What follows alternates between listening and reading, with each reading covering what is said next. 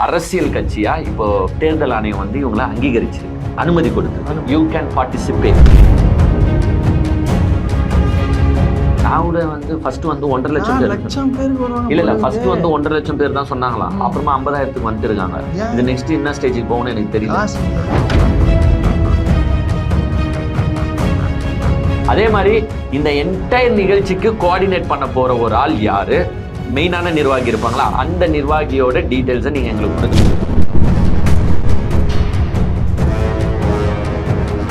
ஒரு டீகோட் அந்த டீகோட் என்னன்னா 3 எழுத்து மந்திரம் சொல்லியிருந்தார் பத்தியா. 3 எழுத்து மந்திரம்னா என்ன மந்திரம் தெரியல. விஜய் தான் 3 எழுத்து மந்திரம்ப்பா. இப்ப அதை லிங்க் பண்றாங்க. VVV.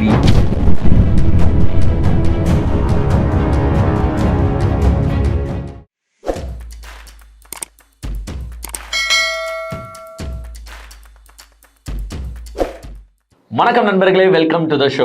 வணக்கம் வணக்கம் வணக்கம். நிகழ்ச்சியின் முதல் பகுதி as usual சூப்பர் தேங்க்ஸ் மூலியமா நமக்கு உதவி அன்புள்ளங்களுக்கு நன்றி தெரிவிக்கும் ஒரு பகுதி. நேற்று பாத்தீங்கன்னா நம்மளுக்கு சந்தியா, ஜெகதீஷ், மோகன் இவங்க நமக்கு உதவி இருக்காங்க.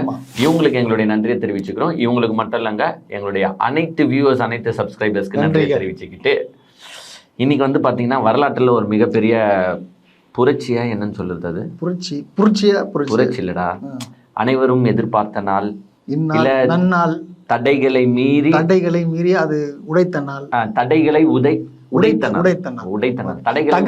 நாள், அது போட்டு நீங்க வந்து விஜய் ஃபேன்ஸ்க்கு நம்ம சொல்ல வேண்டியது ஒண்ணும் இல்லை.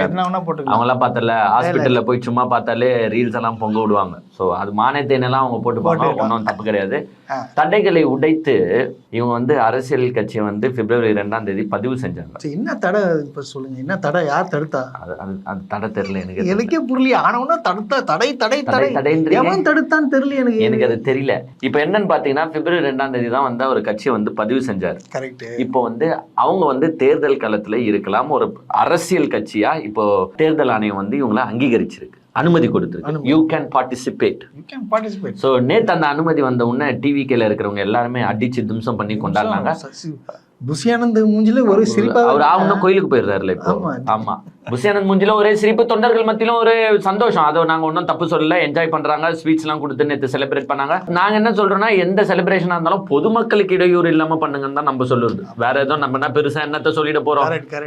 B happy, make others happy, அவ்வளவுதான் கதை. ஆனா வந்து நேற்று பல இடத்துல வந்து இவங்க ஸ்வீட் கொடுக்குறன்ற பேர்ல வந்து போலீஸார்கிட்டயே தகராறு பண்ண வீடியோஸ்லாம் நம்ம கொஞ்சம் பார்த்தோம். ஏன் இப்பயே இப்படி பண்ணி பொதுமக்களுக்கு எல்லாம் நம்ம இடையூறு ஏற்படுத்தக்கூடாது அப்படின்றத ஒரு பாயிண்டா வச்சுட்டு, நெக்ஸ்ட் பாயிண்ட் என்னன்னா, we are getting into the மாநாடு ஸ்டேஜ், ஃபைனல் ஸ்டேஜுக்கு வந்துட்டோம். லாஸ்ட் மாநாடு அப்ரூவல் ஸ்டேஜ், இப்போ அப்ரூவல்லாம் ஆயிடுச்சு. இப்ப 23ஆம் தேதி மாநாடியா ஃபைனல். இன்னும் என்ன இன்னைக்கு என்ன டேட்? 9 கேட்டா அவன் தலைவர் சொல்லுவாருன்னு சொல்லிட்டு போயிட்டாப்ல நேத்து. அப்படிலாம் இல்ல, இப்ப தலைவர் சொல்லிட்டாரு. சோ உங்களுக்கே நல்லா தெரியும் இப்ப மாநாடு என்ன ஸ்டேஜ்ல இருக்குன்னு பாத்தீங்கன்னா, 23ஆம் தேதி மாநாடுன்னு சொல்லியிருக்காங்க. இருந்தாலும் அனௌன்ஸ்மெண்ட் வந்து விஜய் இன்னும் அனௌன்ஸ் பண்ணல. டேட் 23ஆம் தேதி பேசுவாரு. படமே கோட்டே வந்துருச்சு, கேம்பெயினும் முடிஞ்சு போச்சு, சாம்பியனும் உடைச்சாச்சு. பட் நீங்க இன்னும் வாயை உடைக்கல, என்னன்னு தெரியல எனக்கு. ஆமா, அதுக்கப்புறமா தான் திறப்பீங்களா? 1000 கோடிக்கு வெயிட்டிங் போல. சரி, இப்ப மாநாடு என்ன கதைன்னு பாத்தீங்கன்னா, 23ஆம் தேதி தான் சொல்லியிருக்காங்க. ஸோ அவங்க லெட்டர்ல எழுதி கொடுத்ததெல்லாம் maybe based on that particular 23rd data தான் இருக்கும். ஸோ 23ஆம் தேதின்றதை நம்ம ஃபிக்ஸ் பண்ணிக்கலாம். ஃபிக்ஸ் பண்ணிக்கலாம். போலீஸ் கிட்ட எப்படியோ பெர்மிஷன் கேட்டிருப்பாங்கல்ல, அப்ப அதுல டேட் மென்ஷன் பண்ணிருப்பாங்க. சோ பிரச்சனை இருக்காது. அப்ப வந்து அவங்க அந்த கேட்டதுக்கு வந்து இப்ப காவல்துறை வந்து பாத்தீங்கன்னா உங்களுக்கே நல்லா தெரியும், ஒரு 21 கேள்விகளை கேட்டா அவங்களுக்கு வந்து என்னென்ன பண்ண போறீங்க, எப்படி பண்ண போறீங்க, அதை நான் வந்து போன வீடியோல நம்ம ஆராய்ஞ்சிட்டோம். சோ அந்த 21 கேள்விகளுக்கான பதில வந்து விஜய் கட்சி தலைமை, அதாவது புஷியானந்த் தலைமையில பாத்தீங்கன்னா 6ஆம் தேதி வந்து அந்த கொஸ்டினுக்கான ஆன்சர்ஸ் எல்லாம் வந்து எழுதி சப்மிட் பண்ணிருக்காங்க காவல்துறை கிட்ட. அந்த காவல்துறை என்ன பண்ணிருக்காங்கன்னா, இந்த ஆன்சர்ஸ் எல்லாம் ஆராய்ஞ்சு பார்த்துட்டு, okay, you could proceed, we are giving you the permission, enjoy the day அப்படின்ற மாதிரி பெர்மிஷன் கொடுத்துட்டாங்க. பெர்மிஷன் கொடுக்கும்போது காவல்துறை என்ன பண்ணிருக்காங்கன்னா, கிட்டத்தட்ட 33 கொஸ்டின்ஸ் இல்ல, நிபந்தனைகள். இதெல்லாம் இருக்கக்கூடாது, இதை வச்சு நீங்க ஃபாலோ பண்ணுங்க ரூல்ஸ். ஆமா, ஒரு ரிக்வெஸ்டாவும் எடுத்துக்கலாம், திஸ் ஷுட் பி ஃபாலோடுன்னு எடுத்துக்கலாம். ஓகே, ஸோ 33 நிபந்தனைகள். இப்ப நிபந்தனை ஜாமீன் சொல்லுவாங்கல்ல, நிபந்தனை ஜாமீன்னா ஆமா நீ ஜாமீன்ல தான்ப்பா இருக்க, பட் அங்க போய் கையெழுத்து போட்டு வாப்பா, 1 வாரம் 2 வாரம் சொல்லுவாங்க. அந்த மாதிரி நிபந்தனை தான் கொடுத்துருக்காங்க. அதை தான் நம்ம இப்ப ஆராய போறோம். அது ஆராயத்துக்கு முன்னாடி இதுல வந்து ஒரு இந்த மாநாடு சூஸ் பண்ண இடத்தை பத்தி பல பேர் வந்து கேள்வி கேட்டிருந்தாங்க. ஏன் இவங்க போய் விழுப்புரத்துல வைக்கிறாங்க? விக்கிரவாண்டி ஏன் விழுப்புரம் மாவட்டத்துல இருக்கிற விக்கிரவாண்டி ஏன் வைக்கிறாங்க அப்படின்னு கேள்வி கேட்டாங்க. அது வந்து இப்போ சமீப காலமா கொஞ்சம் பேர் டீகோட் பண்ணிருக்காங்க. அந்த டீகோடிங்ல நம்ம ஒரு டீகோடிங் பண்ணிருக்கோம். ஆமா கண்டிப்பா எனக்கு தெரியும் என்ன டீகோடிங் சொல்ல வரீங்க. ஆமா 3 எழுத்து நிக்க போறாரு போல அப்படின்னு சொல்லிட்டாங்க. சரி இப்படிலாம் சில்லியா பேசாதீங்க. நீங்க சிட்டில இருக்கிறவர் போய் விழுப்புரம் விக்கிரவாண்டியில நிப்பாரா? சோழிங்கநல்லூர் கன்ஃபார்ம் ஆயிடுச்சு. சோழிங்கநல்லூர்னு கன்ஃபார்ம் பண்ணியாச்சு. அதுல மாற்று கருத்து கிடையாது. ஏன்னா TN07 அதுல சில பேர் நேத்து கொஸ்டின் கேட்டிருக்காங்க. எங்க TN07 திருவான்மியூர் வருது, திருவான்மியூர் வேளச்சேரியிலயும் வருதுங்க அப்படின்னு முக்கியமான ஆள்லாம் கேட்டிருக்காங்க. ஆமா பட் அதை நீங்க எப்படி பாக்கணும்னா திருவான்மியூர் ஆர்டிஓன்னும் போது சோழிங்கநல்லூர் பைக்ஸா இருந்தாலும் எந்த பைக்ஸா இருந்தாலும் அங்கதான் ஆர்டிஓ, அங்க கார்கள் இருந்தாலும் அந்த திருவான்மியூர் இன்க்ளூட்ஸ் ஆல் தி பிளேசஸ்ல. இதுல நம்ம இன்னொன்னு பாக்குறது என்னன்னா சோழிங்கநல்லூர் தான் விஜய் லிவிங்ஸ்டன். ஆமா சோழிங்கநல்லூர் தான் விஜய் லிவிங்ஸ்டன் போது அப்ப அங்கதானே அவர் வருவாரு. சோ வேளச்சேரி நம்ம பார்க்க முடியாது, அவர் சோழிங்கநல்லூர் தான் பார்க்க முடியும். ஏன் அதுலயும் நிக்கிறாருன்னா சோழிங்கநல்லூர் தான் ஹையஸ்ட் ஓட்ஸ் இருக்கு. கிட்டத்தட்ட 5 லட்சம் ஓட்டு இருக்குன்னு நினைக்கிறேன். 234 தொகுதியிலே பெரிய தொகுதி எதுனா சோழிங்கநல்லூர் தொகுதி தான். 5 லட்சமா 6 லட்சம் ஓட்டும்.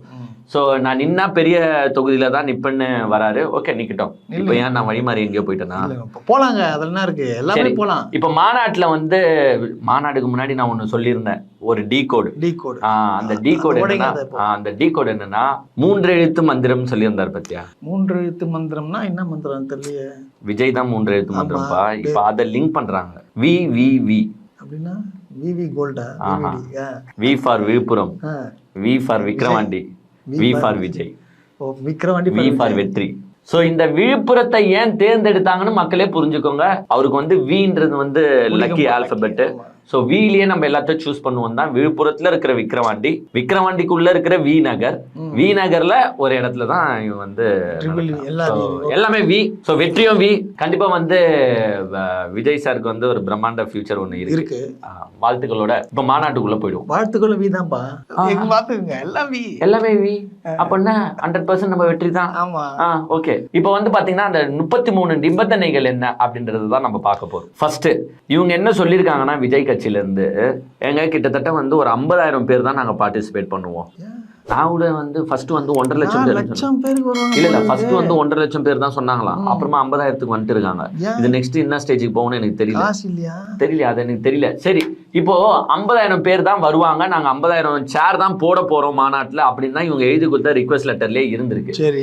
சரி இப்போ மொத்தம் இந்த லேண்ட் ஸ்பேஸ் பார்த்தோம்னா 155 ஏக்கர்ல நடத்துறாங்க. இந்த 155 ஏக்கர்ல இந்த மாநாடு நடத்துற பகுதி மட்டும் கிட்டத்தட்ட 83 ஏக்கர்னு சொல்றாங்க. ஓகே 83 ஏக்கர்ல ரிமைனிங் ஸ்பேஸ் வந்து நடமாடுறதுக்கும் அப்புறமா பார்க்கிங்க்கும் அலோகேட் பண்ணுவாங்க. சோ கிட்டத்தட்ட ஒரு 40ல இருந்து 50 ஏக்கர் வந்து 40 ஏக்கர் வந்து உங்களுக்கு பார்க்கிங் ஸ்பேஸ் அலோகேட் பண்ணிருக்காங்கன்னு வச்சுக்கோ. இப்போ இந்த 40 ஏக்கர்ல வந்து நிற்கக்கூடிய வாகனங்கள் எண்ணிக்கை எவ்வளோ அப்படின்னு காவல்துறை கேட்டதுக்கு அவங்க அப்பயே ரிக்வெஸ்ட் லெட்டர்ல என்ன கொடுத்துருக்காங்கன்னா, பெருசாலாம் இல்ல, ஒரு 1000 மோட்டார் சைக்கிள் வரும், ஒரு 250 கார் வரும், ஒரு 250 பஸ் வரும். இப்படின்ற கணக்குல தான் இவங்க கொடுத்துருக்காங்க. ஸோ இதை கால்குலேட் பண்ணி பார்க்கும்போது காவல்துறை என்ன சொல்லியிருக்காங்க, எங்க நீங்க கொடுத்துருக்கிற வாகன எண்ணிக்கையை வச்சு பார்க்கும்போது கிட்டத்தட்ட 20,000 பேர் தான் அந்த வாகன எண்ணிக்கையில வர முடியும். நீங்க அலோகேட் பண்ணிக்கிற பார்க்கிங் ஸ்பேஸும் அவ்வளவுதான். இந்த 20,000க்கும் மேற்பட்ட மக்கள் வரும்போது, ஏன்னா நீங்க 50,000 சேர் போடுவேன்னு சொல்லியிருக்கீங்க, 20,000க்கும் மேற்பட்ட மக்கள் வரும்போது அவங்களுக்கு பார்க்கிங் என்ன பண்ணுவீங்க? அந்த கொஸ்டின் கேட்டு அவங்க அப்புறமா காவல்துறையே சொல்லியிருக்காங்க, நீங்க மாநாடு இடம் போக மிச்சத்தை கொஞ்சம் அலோகேட் பண்ணி பார்க்கிங் காட்சி யூஸ் பண்ண பாருங்க, அதுக்கு மேல வரும் கிரௌட நீங்க தான் ஹேண்டில் பண்ணிக்கணும், பாத்துக்கோங்க, பார்க்கிங்லாம் ரெடி பண்ணி வச்சுக்கோங்கன்னு சொல்லிட்டாங்க. பெர்மிஷன் கொடுத்தாச்சு. பட் இவங்க வந்து இதெல்லாம் பிரச்சனை இருக்கு பாத்துக்கோங்கன்னு ஒரு எப்படி ஒரு அட்வைஸ் பண்றாங்க. தப்பு இல்ல.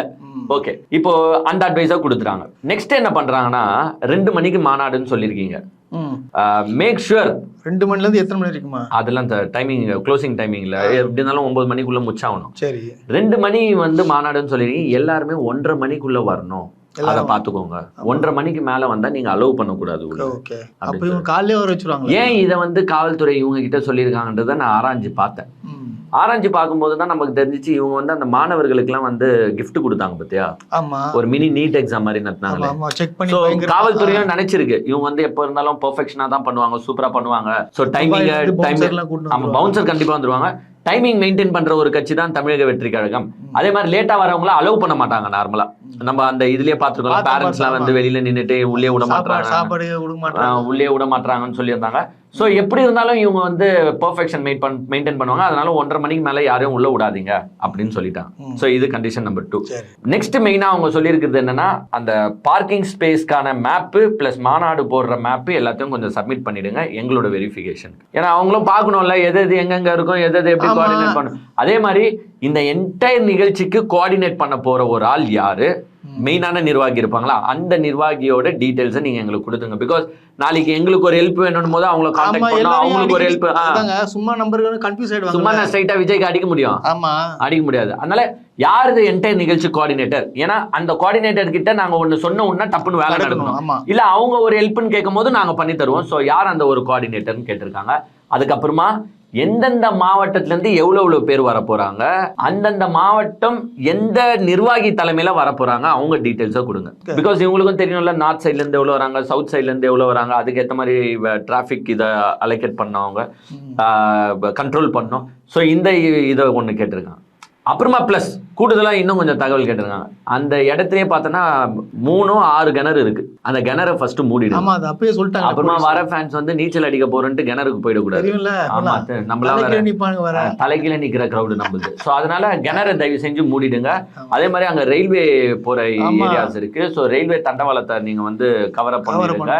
அதே மாதிரி விஜயோட நலனுக்காகவும் சொல்றாங்க. விஜய் சார் எந்தெந்த எப்படி வராரோ அந்த சைடு ஃபுல்லா காம்பவுண்ட் வால்ஸ் போடுறீங்களோ, பேரிகேட் போடுறீங்களோ, பட் அது வந்து ரொம்ப டைட்டண்டா இருக்கணும். ஏன்னா ஃபேன்ஸ் வந்து விஜய் வராருன்றதுக்காக அங்கிருந்து தாவி குதிச்சு இங்கிருந்து குதிக்கிற வேலைலாம் பார்த்துக்கூடாது. ஆமாம், 100% வருவாங்க. அதை தப்ப சொல்ல முடியாது. ஒரு ஆர்வத்துல தானே வராங்க, அதை தப்ப சொல்ல முடியாது. ஸோ இதெல்லாம் நீங்க பாத்துக்கணும். அவருக்குன்ற பேரிகேடும், அப்புறமா அவருக்கு கொடுக்குற பாஸும், யாருக்கு யாருக்கு ஸ்பெஷல் விவிஐபி பாஸ் போறீங்க, இதெல்லாம் வந்து நீங்க எங்களுக்கு முன்கூட்டியே சொல்லிடுங்க அப்படின்றது வந்து மிக தெளிவா அந்த 33 நிபந்தனைகள்ல வந்து கொடுத்துருக்காங்க. பிளஸ் ஆடடா நிறைய சொல்லியிருக்காங்க. இப்ப நீங்க ஸ்டேஜ் போடுறீங்க, அந்த ஸ்டேஜ் வந்து ப்ராப்பரான ஸ்டேஜா, ஏன்னா ஆமா ஒரு அந்த டைட்டண்டா கிரிப்டா இருக்கா. ஏன்னா நிறைய நிகழ்ச்சியில நம்ம பாக்குறோம், பெரிய பெரிய எம்பிங்க பார்ட்டிசிபேட் பண்ற நிகழ்ச்சி கீழே ஊந்துருது. சமீபத்துல அன்புமணி ராமதாஸ் ஒரு ஸ்டேஜ் பார்த்தோன்னா கவுந்து குப்புற ஊந்துருச்சு, ஜம்ப் பண்ணிட்டு. ஆமா, சோ இந்த மாதிரி எல்லாம் இன்சிடென்ட்ஸ் நடந்துடக்கூடாது அப்படின்றதுக்காக பாரு விஜய்க்கு எவ்வளவு முக்கியத்துவம் காவல்துறையும் தருது. நம்ம வந்து காவல்துறையை சொல்லணும், சும்மா பெர்மிஷன் தர மாட்டாங்க, அது தர மாட்டாங்க. அதுதான் வரேன். இப்போ நிறைய பேர் கமெண்ட்ல போடுறாங்க, நீங்க ரேஸ் நடத்துறீங்களே, மாநாட்டுக்கு ஏன் கொடுக்க மாட்டேன்னு கேக்குறானுங்க. மாநாட்டுனா சாதாரணமா நினைச்சுட்டு இருக்காங்க. சாதாரணமா நினைச்சுட்டு இருக்கீங்க. எத்தனை பேர் வருவாங்க, அங்க எதுனா விபரீதம் ஆயிடுச்சுன்னா யாரு பொறுப்பு? தரமாட்டேன்னு சொல்லவே இல்லைங்க, எல்லாம் செக் பண்ணிட்டு தான் கொடுக்க முடியும். இப்ப கொடுத்தாச்சு, இப்ப என்ன சொல்லுவீங்க? இப்ப என்ன சொல்லுவீங்க? அதை என்ன சொல்றீங்க? இப்போ பயந்துன்னு குத்துறேன்ருவாங்க. இப்போ அப்படி விஜய் அணில்கள் பயந்தாங்கன்னு வச்சுக்கோ. இப்ப இதுல பிரச்சனை என்னன்னா, நீங்க வந்து கேள்வி கேட்கலாம், என்னங்க நீங்க 21 கேள்வி கேக்குறீங்க, அப்புறமா ஒரு 33 நிபந்தனைகள் தரீங்க எங்க விஜய் சாரை கண்டு. யாரா இருந்தாலும் கேட்கதான் செய்வாங்க. யாரா இருந்தாலும் அப்படிதான். இப்போ இந்த டிஎம்கே மாநாடு, எல்லா மாநாடுக்குமே இப்படிதான் கதை. ஒரு சாதா லெட்டர் பேடு கட்சியா இருந்தாலும் அவங்க ஒரு மாநாடு நடத்த போறாங்க. This is a procedure. So என்னமோ உங்களுக்கு மட்டும் தான் இப்படி பண்றாங்கன்னு நீங்க நினைக்காதீங்கன்றது. தடையை யாரு கொடுக்குறேன்னு தெரியல. நீங்களாவே நான் எங்களை பயமுறுத்துறாங்க, இப்படி எதிரின்னு சொல்லி நீங்களே முடிவு பண்ணிக்கிறாங்க. அதுக்கு வந்து அரசாங்கமும் பொறுப்பாகாது, வேற யாரும் பொறுப்பாக மாட்டாங்கன்றதை நாங்க சொல்லிக்கிறோம். அதே மாதிரி என்னென்ன சொல்லியிருக்காங்கன்னா, பிரெக்னென்ட் லேடிஸ் வருவாங்க, கை குழந்தையோட வருவாங்க சில பேர்.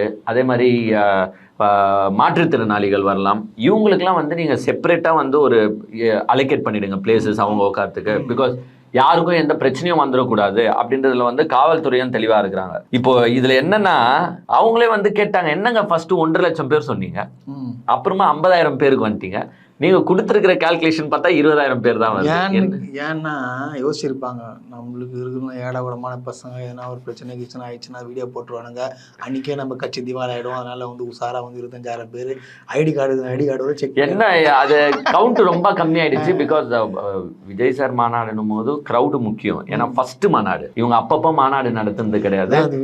இப்போ இதுல பிரச்சனை, இவங்க மேபி ஒரு ஐப்ப எக்ஸ்பெக்ட் பண்றாங்களான்னு தெரியல. நம்ம 50,000 தான் சொன்னோம், ஆனா 2 லட்சம் பேர் வந்துட்டாங்க. இதுதான் விஜயோட மாசு கெத்து. அந்த மாதிரி வர மாட்டாங்க. அப்படிதானடா ஏங்க இவங்களுக்கு தெரியுங்க இவங்க ரசிகர்களை ஏங்க. இப்போ நாங்க எப்படி தெரியுமா சொல்லுவோமா, ஏங்க 50,000 சேர் தான் போட போறோம், ஏன்னா நம்ம மக்களுக்கு எந்த பிரச்சனையும் இல்லாம நம்ம மாநாடு நடத்த போறோம், 50,000 தான் போட்டிருக்கோம், ரசிகர்களே நிறைய பேர் வர வேண்டாம் வர வேண்டாம் வர வேண்டாம் சொல்லி இது கடைசி மாநாடு ஆயிடக்கூடாது, அதுக்காக தான். அப்பதான் வேணான்னு சொன்னாதான் வாங்கன்னு அர்த்தம். அந்த ஆங்கிள் சொல்றாங்களான்னு தெரியல. பட் 50,000 பேருக்கு தான் வந்து சீட்ஸ் அலோகேட் பண்ணதா ஃபைனலைஸ் பண்ணிட்டாங்க. ஸோ இது கூட என்ன பண்ணாங்கன்னா, அந்த ஸ்டேஜ்ல நீங்க ப்ராப்பரா போடுங்க, பொதுப்பணித்துறை கிட்ட இருந்து சர்டிபிகேட் வாங்கிடுங்க, நீங்க இது பண்றோம், இவ்வளவு கிரிப்னஸ்ல போடுறோம், ஸோ உழாது, பாதுகாப்பு இருக்கு அப்படின்றத சொல்றாங்க. பிளஸ் இன்னொன்னு என்னன்னா, ஜென்ரேட்டர்ஸ் எல்லாம் யூஸ் பண்ணுவாங்க இவங்க எப்படி இருந்தாலும். கண்டிப்பா யூஸ் பண்ணி தான் ஆகணும். கரண்ட் ஆமா, ஜென்ரேட்டர்ஸ் எல்லாம் யூஸ் பண்ண போறீங்க, எலக்ட்ரிக்கல் எக்யூப்மெண்ட்ஸும் நிறைய யூஸ் பண்ணுவீங்க. ஸோ இபி டிபார்ட்மெண்ட் கிட்ட இருந்து ஒரு சர்டிபிகேட் வாங்கி வச்சுக்கோங்க, இது பண்றோம், ஒரு ரிக்வெஸ்ட் லெட்டர் மாதிரி வாங்கி வச்சுக்கோங்க, எவ்ரிதிங் வெரிஃபைட் அப்படின்ற மாதிரி வாங்கி வச்சுக்கோங்கலாம் சொல்லியிருக்காங்க. பிளஸ் இன்னொன்னு என்னன்னா, அது வந்து ஏக்கர் கணக்கான லேண்டு, ஸோ மேலே எலக்ட்ரிக்கல் கேபிள் போகும். அது வேற பிரச்சனையா இருக்கு. எது எப்போ என்ன நடக்கும்னு நம்மளுக்கு தெரியாது. அதனால அவங்க என்ன சொல்றாங்கன்னா, அந்த எலக்ட்ரிக்கல் சார்ஜ், அந்த எலக்ட்ரிக்கல் கேபிள் போதுல, அதுக்கு கீழே தயவு செய்து சார்ஜை போடாதீங்க. ஏன்னா நடக்காது. பட் இருந்தாலும் எதுக்கு நமக்கு ஏற்கனவே அடிப்பான் திடீர்னு இவங்க தாங்க கல்லுகிலே மூடுவானுங்க மேல. இல்ல பட்டாசு கொளுத்த கூடாதுன்னு சொல்லுவாங்க, பட் பட்டாசு யூஸ் பண்ணுவாங்க. பட் யூஸ் பண்ணும்போது அதுக்கு இதுன்னு எதுவும் ஃபயர் பிடிச்சிடக்கூடாது, அதுக்காகவே சொல்லியிருக்காங்க. ஃபயர் சர்வீஸ்லாம் ரெடி பண்ணி வச்சுக்கோங்க. கவர்மெண்ட் வில் சப்போர்ட், பட் அவங்க கிட்ட இருந்து நீங்களும் ப்ராப்பர் லெட்டர் வாங்கி வச்சுக்கோங்க, ஆம்புலன்ஸ் எல்லாம் ரெடி பண்ணி வச்சுக்கோங்க. அதே மாதிரி வர அனைவருக்கும் சாப்பாடு தண்ணி எல்லாம் நீங்க தான் பாத்துக்கணும். அதெல்லாம் எப்படி இருந்தாலும் அன்னைக்கு எதுனா அம்மா சாப்பிட்டு இது வரைக்கும் ஒரு வெஜிடேரியன் தான் போட்டிருக்காரு. அதுக்காக தான் கேட்டேன். பிரியாணி எல்லாம் போட்டாரு என்ன இல்லையா? நம்ம இதுல எல்லாம் ஃபேன்ஸை கூப்பிட்டு அந்த பனையூர் இதுல எல்லாம் பிரியாணிலாம் அதுல அன்னைக்கு பிரியாணி போட்டாருங்க. கொடி ஏத்துன போது ஸ்டூடெண்ட்ஸ் எல்லாம் அது ஒரு நல்ல செயல் செய்யும் போதெல்லாம் வெஜ் போடுவாங்கப்பா. மட்டன் மாநாடுல 100% எனக்கு தெரிஞ்சு மட்டன் பிரியாணி தான். மட்டன் பிரியாணி, சிக்கன் 65 சிக்கன் 65 எதுனா போட்டுருவாங்க. அது போடாமலாம் அவர் செய்ய மாட்டாரு. தமிழக வெற்றி கழகம்டா. சரி, இதுதாங்க மாநாடோட இது. இப்போ இதுல இவங்களுக்கு தமிழக வெற்றி கழகத்துக்கு இருக்கக்கூடிய சில பிரச்சனைகளை நான் சொல்லிடலாம். பிரச்சனையா? மிகப்பெரிய பிரச்சனை என்னன்னா, இவங்க சௌறு பிரச்சனை வரும்னு நினைக்கிறேன். ஆமாங்க, அது சொல்லுங்க. எதனால சொல்றீங்க? ஏன்னா அவரோட இப்போ லேட்டஸ்ட் ஒரு லெட்டர் பேட், இந்த ஃபர்ஸ்ட் பாத்தீங்கன்னா, இவர் வந்து இவரோட லெட்டர் பேட்ல வந்தீங்கன்னா, தமிழக வெற்றி கழகம் வந்து ரெட்டோ பிரவுனோ ஒரே கலர் மட்டும், ஒரே கலர்ல தான் இருக்கும். அதனால கொஞ்சம் ஈஸியா இருக்கும்ல. ஈஸியா இருக்கும். இப்போ வந்து கொடி அனௌன்ஸ் பண்ணிட்டாரு. கொடி அனௌன்ஸ் பண்ணது தான் அந்த கட்சியோட சௌர் விளம்பரமா இருக்கும். இப்போ டிஎம்கே பாத்தீங்கன்னா பிளாக் ரெட், ரெண்டே கலர் தான். ஆமா, ஏடிஎம் பாத்தீங்கன்னா black white red, 3 colour. So அந்த மாதிரி அதுல தான் சௌர் விளம்பரம் பண்ணுவாங்க. இப்போ இவங்க அனௌன்ஸ் பண்ண பிளாக்ல இருந்தது எப்படின்னா ரெட் எல்லோ ரெட். நான் நினைச்சேன் சரி சௌர் விளம்பரமும் இவங்களுக்கு அப்படிதான் இருக்கும், ஈஸியா இருக்கும் உங்களுக்கு. பட் இவங்க லெட்டர் பேட்ல இப்போ இவரு ரீசெண்டா இந்த கொடி அனௌன்ஸ் பண்ணதுக்கு பதில் அப்புறமா இவரு போடுறதுல எப்படி இருக்குன்னா, red, yellow, green, red, blue, yellow, brown, இவ்வளவு கலர் வருதுங்களாங்க. இப்ப பெயிண்ட்டுக்கு என்ன பண்ணுவாங்க? ரொம்ப கஷ்டப்படுவான் போல உங்க கட்சியால. எப்பவுமே இப்போ கஷ்டமான வேலையை கொடுத்தா எப்படி இது? திமுகவுக்கு வந்து ஒரு 5,000 ரூபாய் செலவு பண்ணி ஒருத்தன் சௌர் எழுதுறான்னா உங்களுக்கு 10,000 ரூபாய் செலவு பண்ணும். ஆமா, ஏன்னா இத்தனை கலர். அது ஃபர்ஸ்ட் கலர் வந்து ரெட் இல்ல, அது பிரவுன் கூட வச்சுக்கலாம்னு வச்சுக்கோ. Brown, yellow, green, red, blue, yellow, இல்லங்க ரெயின்போ மாதிரி இருக்கு ஃபுல்லா கலரு. எல்லா கலர் பட்டியல்ல இருக்கிற எல்லா கலரும் தூக்கி உள்ள விட்டாங்களே, அதுதான் தெரியல. சோ சௌர் விளம்பரம் பண்றவங்களுக்கு வந்து மிகப்பெரிய டிஃபிகல்ட் டாஸ்கா இருக்க போது. இப்போ இருந்து அவங்க வந்து வாங்கி வச்சுக்கணும், எல்லா கலரும். இருந்தாலும் தமிழக வெற்றி கழகம் மாநாட்டுக்கு வந்து அனைவரும் வெயிட்டிங். ஆமா, அனைவரும் வெயிட்டிங். என்ன பண்ண போறாங்க, ஏது பண்ண போறாங்க, அவருடைய கொள்கைகள் என்ன, அவருடைய சித்தாந்தங்கள் என்ன, அந்த கட்சி கொடியோட அர்த்தம் என்ன, அவங்களோட சிம்பிள் என்ன, சிம்பிள் சொல்லுவாங்களா? இப்போ சிம்பிள் சொல்லுவாங்க, பிராக்டிஸ் பண்ணிட்டாங்களே. இப்ப ஃபர்ஸ்ட் அந்த கொடியை யூஸ் பண்ணலாமான்றதே இவங்க முழு உரிமை வாங்கிட்டாங்களான்னு தெரியல. சோ இவ்வளவு இருக்கு. இருந்தாலும் பாப்போம் 23ஆம் தேதி என்ன நடக்க போகிறது. அவருடைய மாநாடுக்கு எப்பவுமே நாங்க சொல்றது வாழ்த்துக்கள். எல்லாமே வந்து நல்லபடியா செஞ்சு, ஏதோ பிரச்சனைகள் ஏழ்றைகள் இல்லாமல் செஞ்சு முடிச்சா அனைவருக்கும் சந்தோஷம் தானே. அதுல நம்மளுக்கு மாற்று கருத்து இருக்க போறது இல்ல. இது மாநாடு தியேட்டர் இல்லைன்னு சொல்லிட்டு அவங்க ரசிகர். ஆமா, ஏன்னா நம்ம ஆட்கள் வந்து ரோகிணி தியேட்டர்ல ட்ரெய்லரை பார்க்கும் போதே அச்சு சீட்டுகள் எல்லாம் உடைச்ச ஆட்கள். ஆமா, சோ நம்ம கவர்மெண்ட் ஏன் இவ்வளவு கொஸ்டின் கேக்குதுன்னு நம்ம கேட்கிறோம். பட் அதோட காரணமே இதுதான். ஆமா, ஏன்னா இப்போ ஒரு மெச்சூர்ட் ஆடியன்ஸ் இருக்கும் போது இவ்வளவு கொஸ்டின்கள் வருமானா வராது. நாளைக்கு மாநாட்டுக்கு வர போறது எல்லாம் மெச்சூர்ட் ஆடியன்ஸ் கிடையாது. எல்லாம் 18 to 22 வயசுக்குள்ள இருக்கிற 4 கால் நடப்பானுங்க. ஆமா, இவங்க வந்து அந்த லட்டு கொடுக்கும் போதே என்னென்ன பண்ணாங்க தெரியுமா? பொது ரோட்ல அப்படியே அப்படிலாம் பண்ணக்கூடாது. அதுதான் மெச்சூர்ட் ஆடியன்ஸ் இல்லைன்னு அர்த்தம். ஸோ இவங்க நாளைக்கு எதனா ஏழ்றைகளை கூட்டி விட்டுடலாம்ட்டு தான் இவ்வளவு நிபந்தனைகளை போடுறது, இவ்வளவு கொஸ்டின்களை கேட்குது. ஸோ எல்லாம் யார் நல்லதுக்காக? உங்க நல்லதுக்காக தான். நாளைக்கு அதே மாநாட்டில் எதனா விபரீதம் ஏற்பட்டாலும் அதற்கு பொறுப்பு விஜய் தான். அப்சல்யூட்லிங்க. ஸோ விஜய் மேல பழி வரக்கூடாதுன்றதுக்கு தான் அரசாங்கம் வந்து இவ்வளவு கொஸ்டின் கேட்குது. ஸோ அரசாங்கத்தை தப்பு சொல்ல வேண்டாம் யாரும். இன்னொன்னு, இந்த கேள்விகளை எல்லார்கிட்டையும் கேட்கிற கேள்விகள் தான் அப்படின்றத வந்து விஜய் சாரும் சரி, புஷி ஆனந்த் சாரும் சரி, அவரோட ஃபேன்ஸ்களும் சரி உணர்ந்து செயல்படுங்கள். 23ஆம் தேதி பொறுத்திருந்து பார்ப்போம் என்ன நடக்குது. அடக்கம் அமருள் வைக்கும், அடங்காமை ஆறில் வைத்து பிறப்போக்கும் எல்லாம் உயிர்க்கும். இல்லைங்க, இந்த இவங்களுக்கு இப்ப சொல்ற இதுக்கு திருக்குறளுங்க. அடக்கமா இருக்கணும், அடக்கலைன்னா அவ்வளவுதான், முடிச்சிருவாங்க கதையை.